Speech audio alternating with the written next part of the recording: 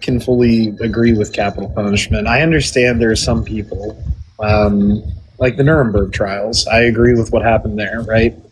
Like you cause enough damage to the world, you need to be held accountable for it. But I do think the capital punishment in the United States, particularly, is a problem.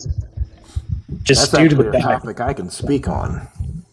Yeah, well, let me say why I think it's a problem. I think it's a problem because if you look at how police work is done, and a majority of people that have been on, death row, you end up seeing that, the police work is shoddy and people are getting falsely accused all the time.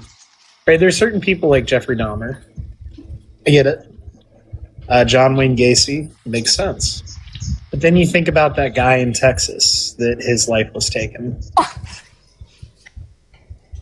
last year. I can't remember his name. I should, but it's late and I'm tired. And I spent all day in the sun. But I can't get behind that. I don't think overwhelmingly capital punishment is a good thing, in the U.S. particularly. Yeah, I think that is a really good example. My personal opinion, I don't think we should have capital punishment. It's more expensive overall to send someone to death row than to just hold them for life. I know it doesn't seem like it should be that way, but it is. It is overall more expensive for the taxpayer. Well, and on top of it, the waiting time when you're on death row is a whole thing. And realistically, if you want people to learn from their crimes, I think that certain people deserve to spend their life in a jail cell. I do. I think particularly we've seen, especially with the release of certain files, people that should be in prison for the rest of their life, because when you're doing things that are harming children particularly, you don't deserve to walk around amongst society. But then there are people that have gotten life because of a mix-up, and they shouldn't even be there. I also am a firm believer that, with the regulation and legalization of cannabis, for example, there's so many people that are in prison right now that shouldn't be there, and they should be completely cleared of any charges in the past. Oh yeah, I absolutely agree. Now, I agree. Yeah, I think my main disagreement, though, with capital punishment has to do with my main belief on how, incarceration should work. I think incarceration should always be focused on rehabilitation. And I don't think we should focus on an eye for an eye system, because I don't think the main purpose of the justice system is for revenge. And I think when you do something like capital punishment, you're opening up all you're doing is it's an eye for an eye. That's essentially what it is. This person committed a horrific crime, so you're looking for revenge. And if they deserve, I do think some people do deserve it, truly. But I don't think that should be the way the justice system behaves. I don't think that should be the goal. And so I think these people should be incarcerated for life. No, and I agree with you, because what we see in the United States is an inherently punitive system that not only discourages rehabilitation, but causes an increase in recidivism rates. We have some of the highest recidivism rates. We truly do. And when you look at the people filling the prisons, it is often people that don't look like me filling prisons. People that look like me, cis and white, are the minority of people that are in prisons when you look at the overall population. I think that if we focus heavier on rehabilitation, and there are people that have been in prison that had taken that time to do the rehabilitation themselves. For example, working on maybe getting their GED or a college diploma. There have been lawyers in jail that, got their law degree while in prison, took the bar while in prison, passed it, and were able to start things like nonprofits to help people that had been in similar situations than them. But those are rare cases in a system. They aren't the typical. Yeah, then the system should be built on truly rehabilitation. And what does that look like? That looks like treating people like human beings. And in the prison system in the U.S., people aren't called by their names. They're stripped of that. They're a number. they are treated subhuman. And anytime we completely support a system that treats people as subhuman, we are not doing what we can for the best interest of humanity. And it's not great, because the other thing I think we forget pretty frequently is the prison system is more focused on labor and what the prisoners can provide in that labor. So, for instance, the running gag about license plates being made in prison. At one time, sure, but when you look at the majority of products that we have accessible, a lot of those products were made by people that were incarcerated and treated subhuman because of private prisons and states contracting out these private prison companies that were not only creating subhuman conditions, but when prisoners would share things they were going through, they would ignore it completely. And for instance, you see this in Mississippi and Alabama, where air conditioning systems weren't working or weren't ever fixed in the first place, and people were dying because of heat stroke. It's a disgusting show of not only our country, but how we're treating people in general. I think that, one way to see how a society is see how it treats those at the lowest point of that society. See how it treats its prisoners, and that is the judgment on that society. And arguably, the way we've treated everybody in the United States, outside of the ultra-wealthy, and particularly men, is a broad judgment on our society as a bad one. And that is going to always be the truth for me. So that's my belief about the society. I wouldn't call that belief inherently harmful. I would say that's just paying attention and looking at history. And prisons are a way that we can tell how our society treats everybody. Well, a little background on myself. I worked for the Department of Corrections for Texas for 5 years on one of, and at, depending on the day, the largest unit in the state. So I've seen a few things. I know a little bit about the inside. And I would say there are certain inmates that they're so dangerous that they just don't need to be on the earth anymore. Ones that, while incarcerated, they have not only ended other inmates, but they have ended other state employees. Or some that are so perma-fried from substance abuse that just being alive is, I wouldn't say torture, but it's, I gotta think of proper terminology here. There was one, it broke my heart. I'm just gonna say that. Like, to this day, it breaks my heart.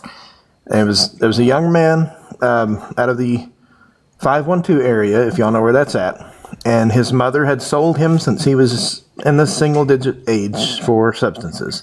And I mean, he was just fried. He ended up ending one of the Johns when he was like 17, and he got like a 45-year sentence.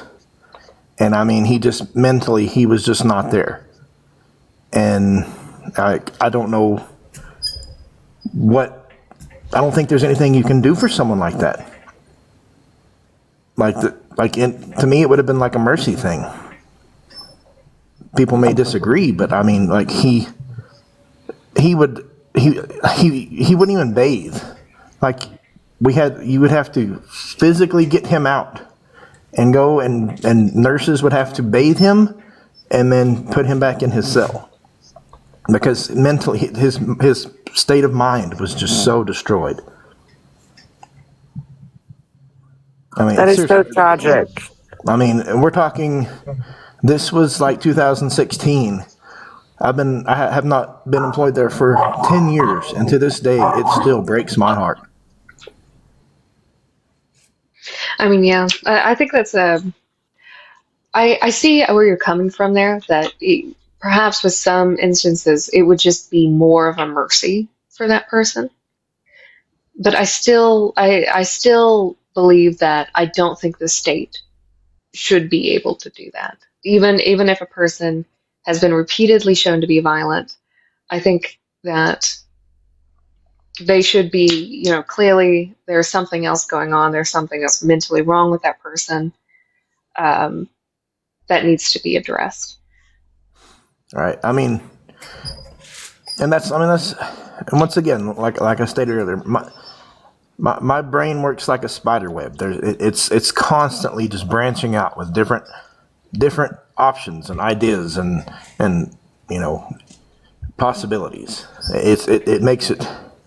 I assume it's some part of my ADHD more than likely. It's always hard to put my finger on one specific idea on any given time. But I love hearing different people's perspectives. But And then on the other side of that coin, there was another inmate out there, and on the unit that I worked at, and he ended up essaying a female kitchen sergeant and unaliving her on the unit. So yeah. Well, I'm going to speak from the perspective of my job as a social worker, because I get where you're coming from, and with the clients that I work with, they're 18 to 24, Right. that come out of really rough backgrounds. I work with a lot of kids that have been kicked out of their house for various reasons, including I just can't deal with them anymore. I got a call actually the other day on our main line for a dad that was like, yeah, I need to get my 20-year-old into housing. And they're like, it needs to happen in 3 weeks. And I'm like, that's just not how the system works. I'm sorry. And they're like, and I'm like, did something happen? Like, what? It was like, no, he just can't stay with us. And I'm like, well, what's the deal? It's like, well, he just left for another state and just showed back up. I'm like, okay, you're not really giving me anything, but also if you really want to do what you can for your child, then help him get into housing, give him some time to stay with you and work from there. But we see it a lot. And I had a client today that I met with. We get their mail because they don't have a physical address a lot of the times. And we've had plenty of clients that end up in legal trouble. Particularly, I see it with my young men that I work with. We've got a couple that end up in legal trouble a lot. And some of them realistically are acting the way that they've, learned to act based off of survival. I think that when we look at violence, we have to see violence as a symptom, not inherently as an action. Now, there are times we don't need to look at violence as a symptom because there's times violence just doesn't make sense, i.e. John Wayne Gacy. Ted Bundy. That doesn't make sense, right? Just extreme levels that don't have any rational. There's no way to connect the dots to anything that makes sense behind it. Yeah. Yeah, but when I think about what you're talking about, I have to wonder, how did someone get in that situation? So you had mentioned substances frying someone's brain. I would have to ask the questions of, okay, how did this start for them? Why did they end up in this situation? And typically, I would assume a few things. I would assume that addiction took them to this point. I would assume certain substances they used did. And I understand what you're talking about when you say the nurses had to bathe him, for instance. They had to take him back into a cell and out of a cell. But there are other times where, we put these harsh judgments on people and assume so much about them without actually taking the time to learn about them. And I think that's the issue a lot of the times in prisons. And we see it with returning citizens. When people come out of prison, we judge them as a whole human based on something they did. Certain times we might want to be aware of what they did so we don't put them in positions that are going to be harmful. But at the same time, am I going to hold somebody that might have stolen something to that judgment the rest of their life? Ideally, no, because I don't know why they did it. Sometimes people just like to steal. Okay, the majority of people that steal, I don't think they like to do it. I think that's the option they have. And I think that's the case with violence a lot of the time. They were Right. never taught, nor did they learn how to properly express themselves, how to do it in a nonviolent way, how to deal with their emotions. And if we really want to indict something, we need to indict the system that causes men to be this way. It was built by men, and men hold it up. And men, we are the problem because we do not take it seriously enough to stop younger men. But we also have to acknowledge that younger men are learning messages from, both sides at times. Some younger men are dealing with moms who have internalized misogyny and they push that on their sons. And that's something we should talk about more. And that's where men need to pick up and go, hey, man, you can't be this way. This is not how we act in life. Because if not, you get what CNN just recently reported on, with 69 million fucking men in a group chat talking about grape and actively raping their wives. I have not. I believe it was a paid service, wasn't it? Yeah, it was a paid service, and in that story, and I need to look more into this, I've only seen snippets of it so far, you are seeing a group chat where men were actively talking about how they did this. And I have to wonder if men in their lives had actually stepped up and challenged those men to be better. Would we not be in this situation if the men in all of our lives as men had stepped up, called us on our shit, challenged us to be better, helped us understand the difference between mistakes and choices? Would we be better off as a society? I think so. Absolutely. But I think the other issue is we're not listening to women. And how do we bring this all back around? Well, the reality is we're not providing. We've got centuries of lack of accountability. You can just pawn off all your bullshit on a make-believe friend. Well, it's that, but it's also the fact that we are sending young men out into the world in a system that is built to harm particularly women. And particularly people that aren't cis or white. So what do we do different? I think we have to take the time. We look at your prisoner example, for instance. I'd like to know the story of the people you mentioned. I'm not saying that what the violent prisoner did was right. I think it's abhorrent. It's evil. It's gross. But why did they act this way? Was it because they'd been in prison and they learned that violence was the way?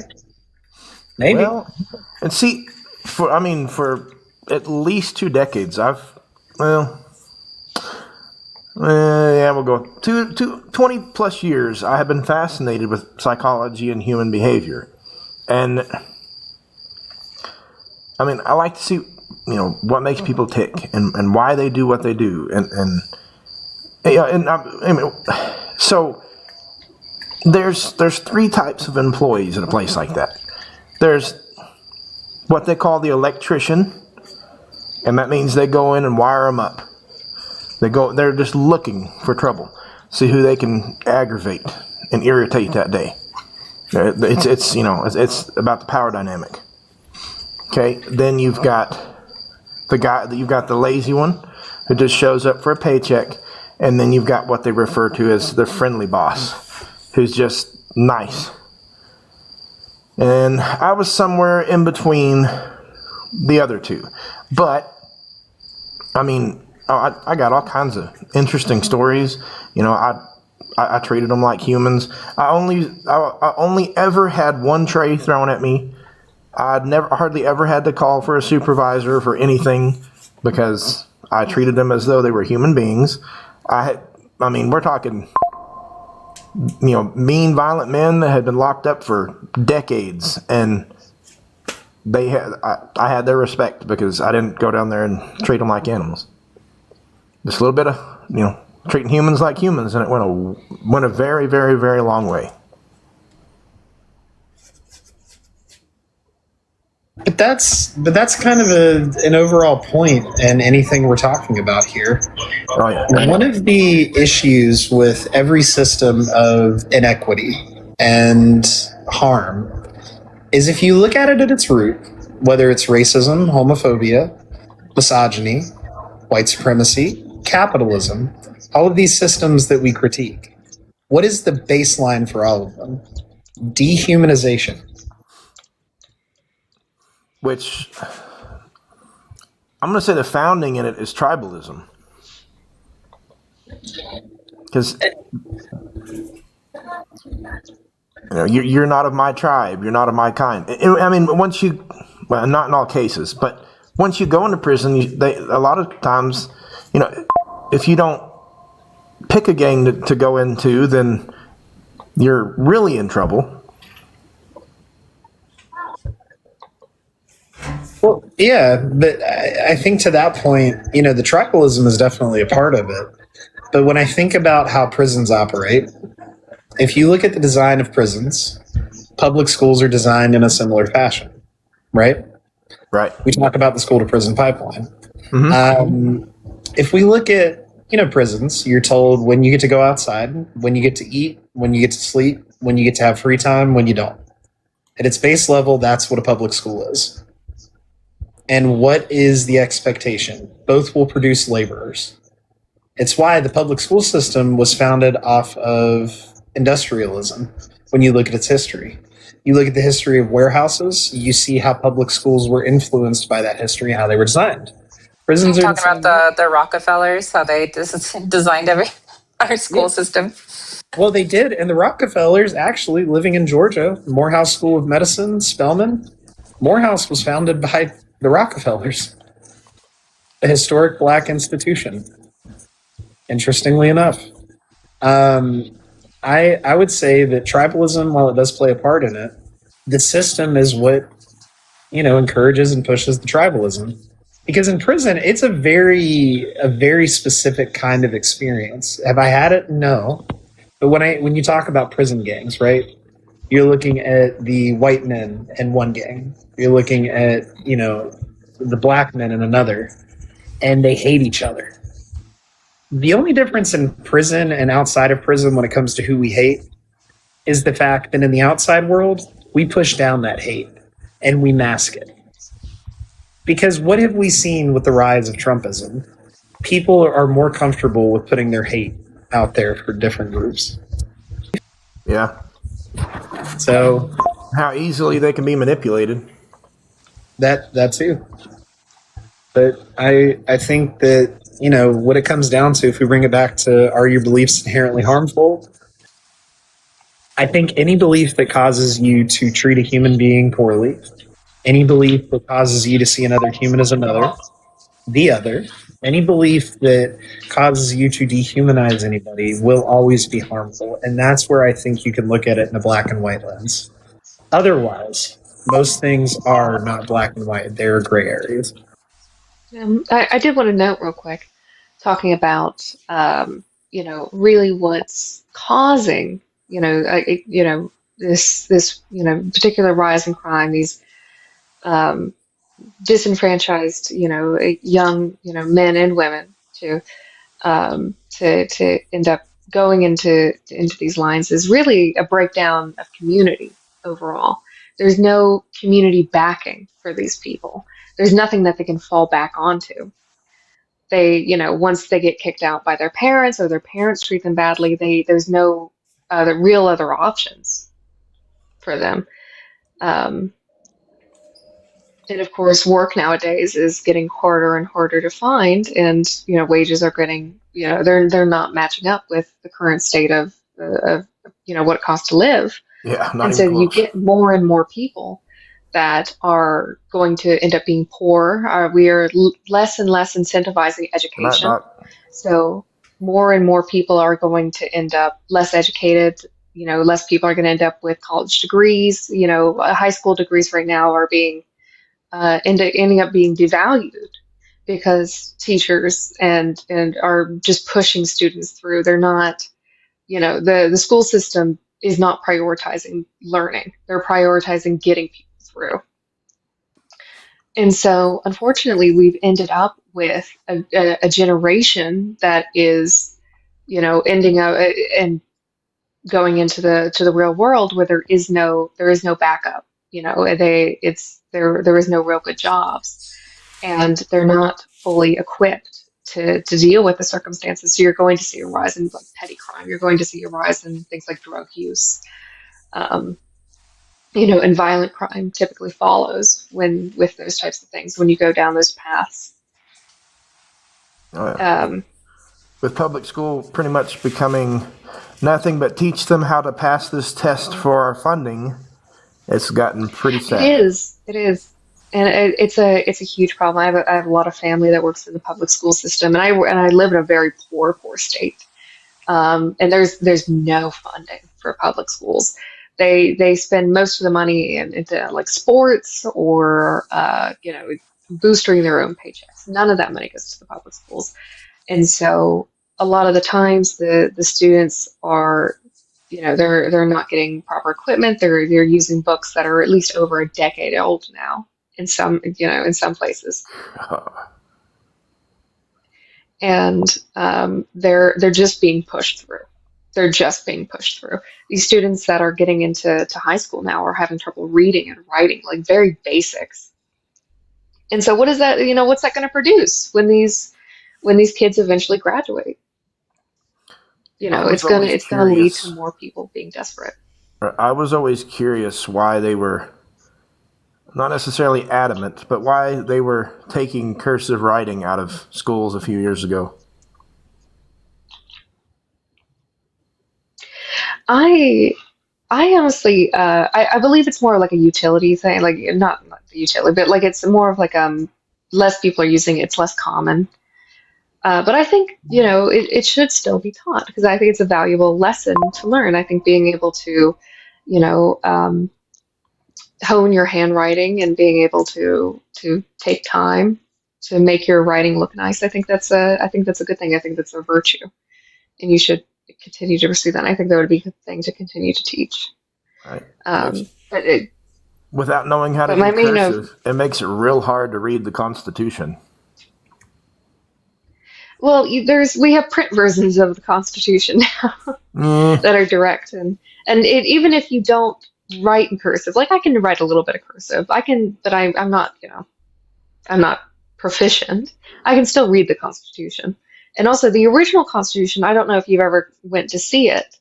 It's very faded. it's very, very difficult to read, and the same with the Declaration of Independence. It's basically not there anymore. It's very, very faint. The only historical place I've been thus far was the Alamo. Yeah, I've never been to the Alamo, but I hear it's very nice.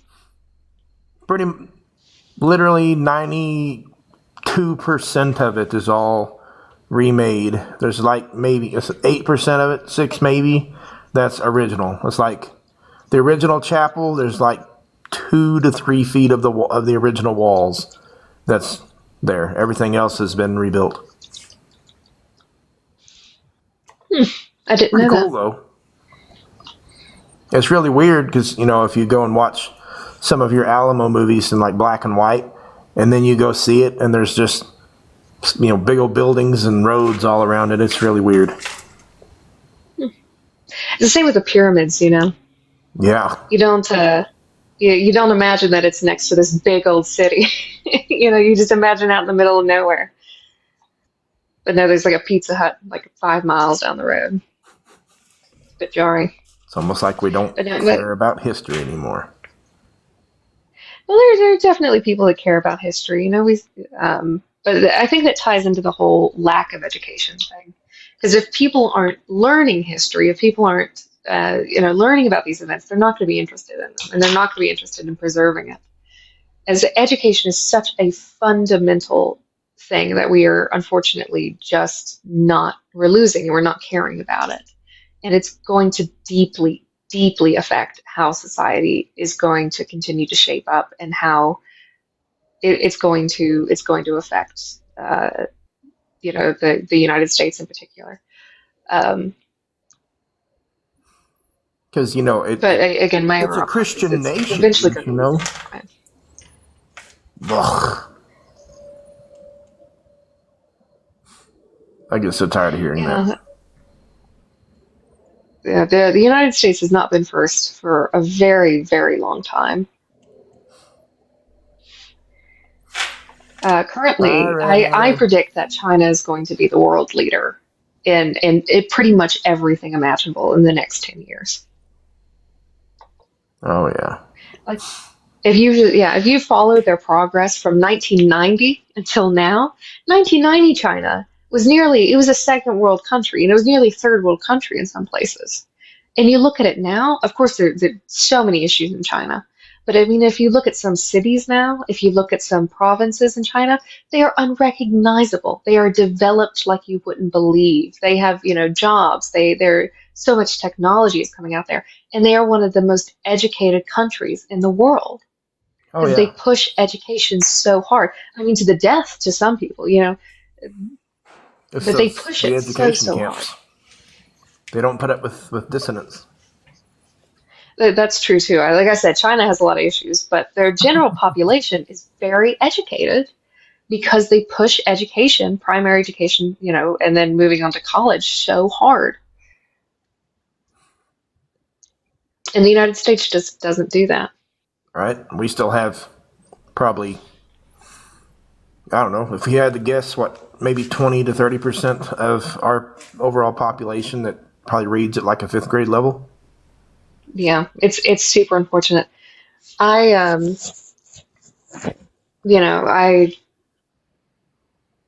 see some people like I said before. I live in a very poor and rural state, one of the worst in the country.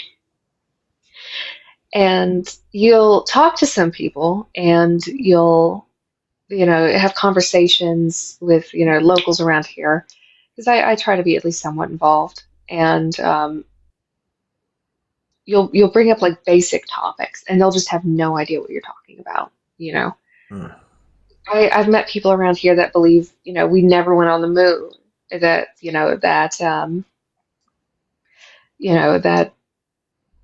it's just very, very uneducated. Like they can't conceptualize different things.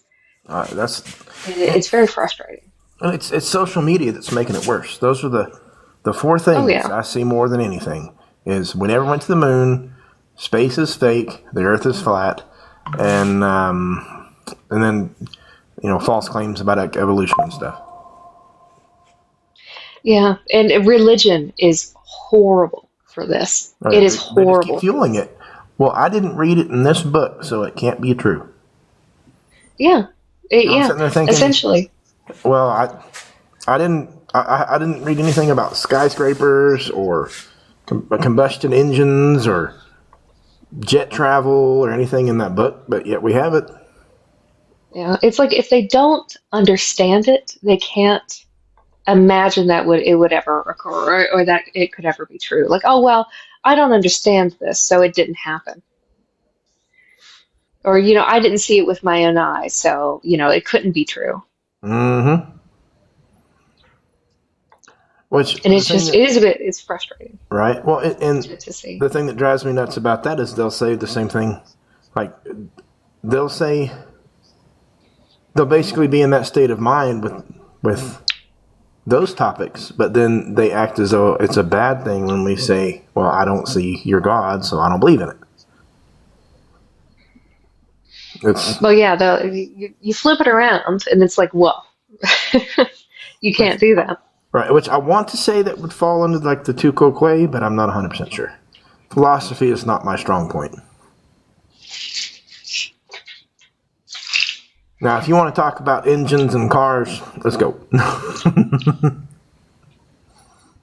Oh, really? Are you an engineer?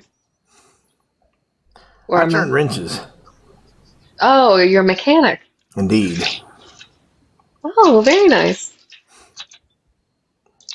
I resurrect machines. It is a talent. The ones that are worth resurrecting, anyway. And well, it is certainly. I don't have a favorite brand. Pretty much most of them have all made junk, and every now and then there'll be a diamond in the rough. Toyota and Honda, you pretty much can't go wrong, but the rest of them, ugh. Yeah, I'm actually looking to. Well, I want to eventually. I'm about to graduate here soon from my university, and I'm looking to work at Toyota. Nice. And I'm hoping to move to the robotics department. They got some crazy stuff coming out of there. I've seen a few things, the concept stuff that they're making, but I I mean, of course, they only show short clips and things. I think I saw Yeah, like a YouTube video of a drone or something that they were making. Or Yeah, like a hover, they've been. some kind of a hover, Oh hover yeah, I know what you're talking about. thingamabobber. It was like a mini like hovercraft. Yeah, it looked really cool, but I bet it's No, gonna be yeah. expensive. Oh yeah, it certainly wouldn't be cheap. Yeah, Um, no, they'll probably there's have to have some special absolutely amazing permits stuff. and all kinds of yellow and red tape in order to operate it, and have to pass all Absolutely types of crazy stuff coming emissions over and who there. knows what else. I did see a demonstration recently that had come out from Toyota, and they had done a demonstration of a robot playing basketball. And this thing, it was so fascinating, but it was so extraordinarily terrifying looking. Hmm. It was essentially like 7 feet tall. It was 8 feet tall. It towered over everyone, and they just had this thing throwing basketballs.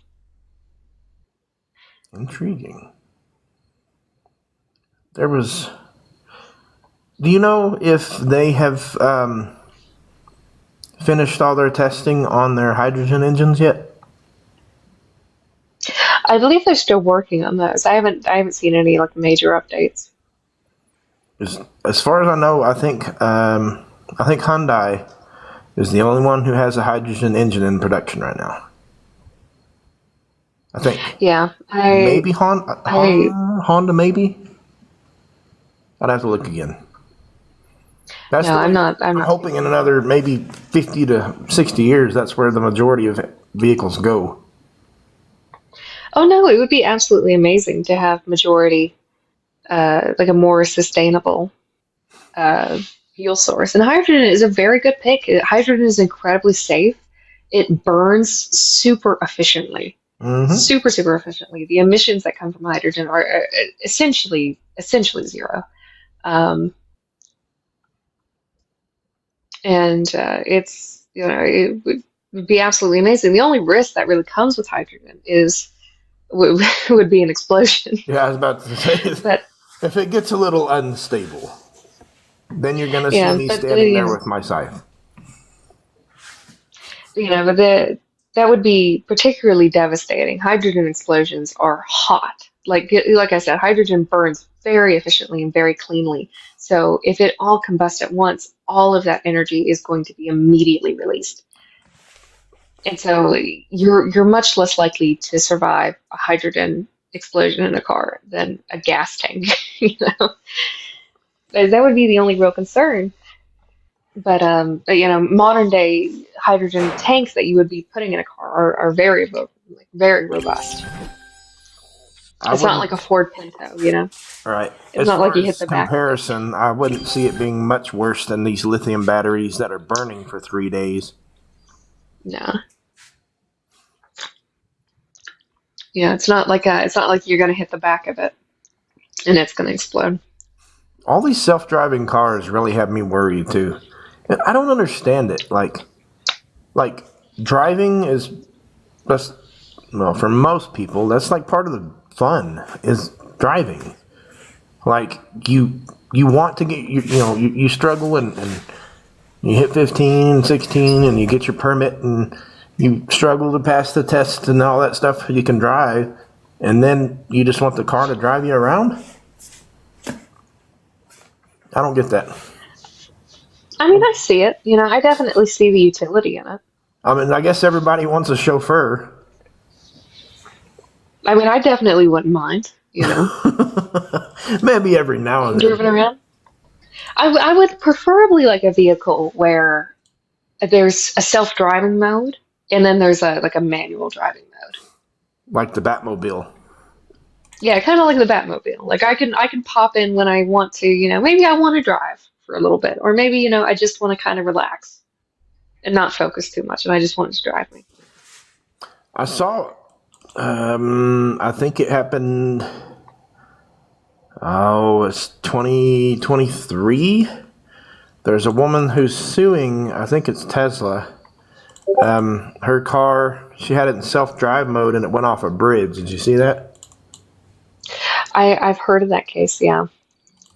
And like the technology now, I don't think is developed enough to be like widespread. I think companies like Waymo and things. I think we gotta keep that one in the brewer for a little bit while. I think we gotta let that one cook for a little bit more before we let it out Yeah. on the streets. Because you see so many issues arising from companies like that, and self-driving in cars. I think it does need more development, but I think it's getting there. It's getting better over time, and As uh, technology I think does. eventually, yeah, I think eventually in the next 10 years, we're probably going to see more widely available, commercially available self-driving vehicles that will just be able to drive you from point A to point B. Because right now you have to be at the wheel. You kind of it's a little finicky. Will it work? Will it drive you off a cliff? Nah, and I think it would be. I do think in the next 10 years we're going to have fully self-driving vehicles.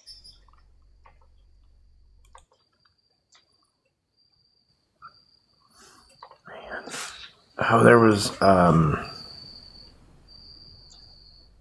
what did I see the other day? I can't remember. It was, it was like a little delivery robot. I don't know where it was. I'm sure maybe in China or something. And it was going, it like didn't see the glass at the bus stop and ran to the glass. It was hysterical. Oh yeah. You can see he was just like, whoops, and just kept on going. Poor little robot. I do think, yeah,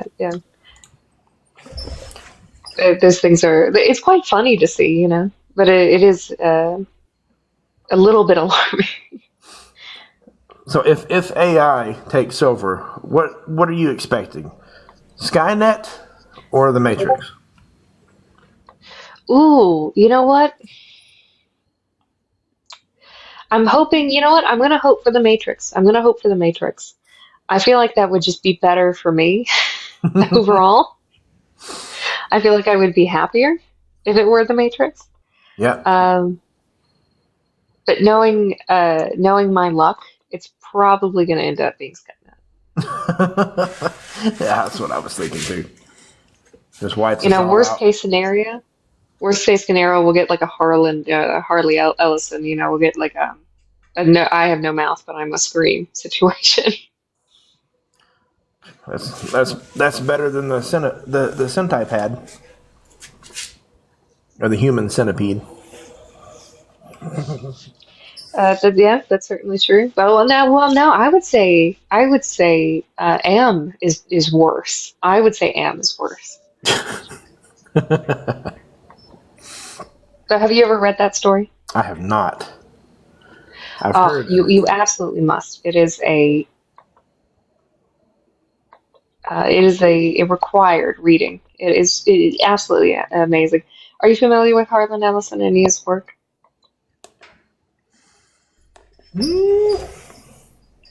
I've heard the name, but I don't think I know it.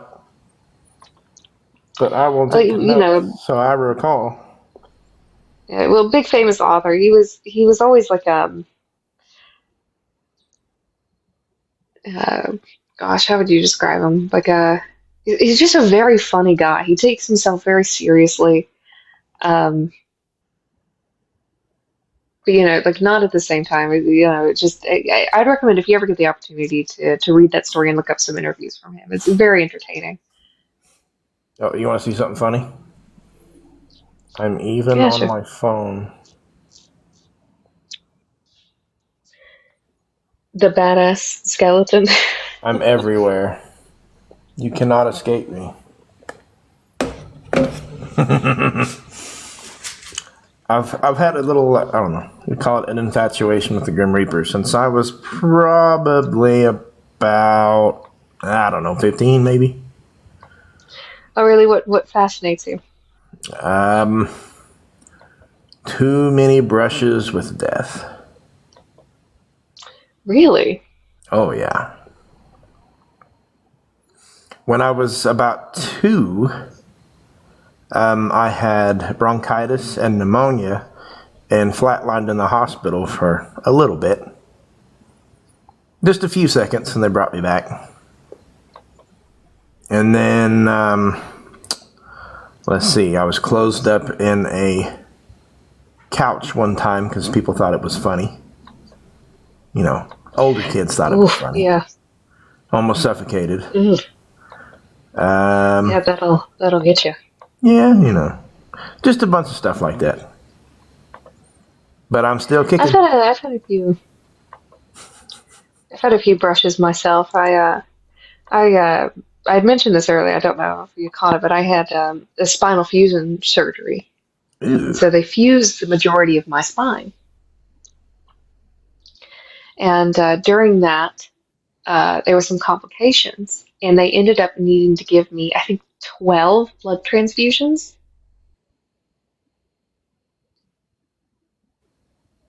So they were like, the surgeon came in afterwards. He was like, yeah, we were rough. It was rough for a minute. But everything ended up well, and I recovered well. That sounds awful. Oh yeah, I've had a number of surgeries and organs removed and stuff added, and I don't know. The more and more I do, we'll call it like a self. I don't know. The more and more that I look inside my own mind, I suppose it's all just how I cope with knowing one day I won't be here. yeah, you know, the human body and our minds, everything about us wants us to continue to live. I mean, your body fights, you know, every day and every night to keep you alive.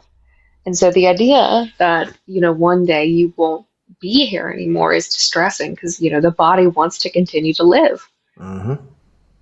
And so it, you know, once you start thinking about stuff like that, it stresses you out because the body's like, well, no, you don't need to think about that. That's not, you know, ooh, we're trying to keep the ship running here, you know.